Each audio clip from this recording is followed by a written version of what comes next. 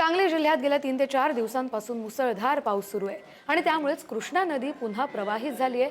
संभाव्य पूरस्थितीच्या पार्श्वभूमीवर जलसंपदा विभागाने या नदीवरील बंधाऱ्याचे बर्गे हटवलेत। जिल्हा प्रशासन तसंच सांगली, मिरज आणि कुपवाड महानगरपालिका सतर्क झाली आहे। खबरदारीचा उपाय म्हणून सांगली जिल्ह्यात एनडीआरएफचं एक पथकही तैनात केलं गेलं आहे।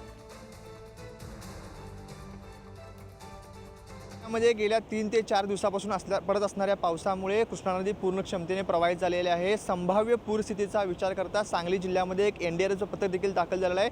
तसेच जून महिन्यामध्ये पूर्णतः कोरडी पडलेली कृष्णा नदी आता जुलै महिन्याच्या सुरुवातीलाच पूर्ण क्षमतेने प्रवाहित झाल्याचं पाहावयास मिळतं। या ठिकाणी असणारे जे बर्गे आहेत ते देखील आता जलसंपदा विभागाने हटवलेले आहेत। सांगली जिल्ह्यामध्ये 3 ते 4 दिवसापासून मुसळधार पाऊस पडतोय, त्यामुळे शेतकरी देखील सुखावलेला आहे।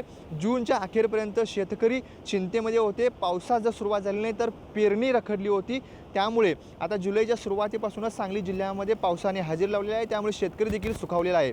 तसेच जून अखेरपर्यंत पुरेल इतकाच या कृष्णा नदीमध्ये पाणीसाठा होता, त्यामुळे सांगली, मिरज आणि कुपवाड या शहराला पाणी पुरवठा देखील होणं हे जिकिरीचं बनलं होतं। एक दिवस आड पाणी पुरवठा करण्याची वेळ या महापालिका क्षेत्रावरती येणार होती, परंतु आता जुलै महिन्यापासूनच पावसाला सुरुवात झाल्यामुळे सांगलीकरांवरती आलेली ही वेळ आता दुरावलेली आहे। त्यामुळे आता पूर्ण क्षमतेने ही कृष्णा नदी प्रवाहित झाली आहे।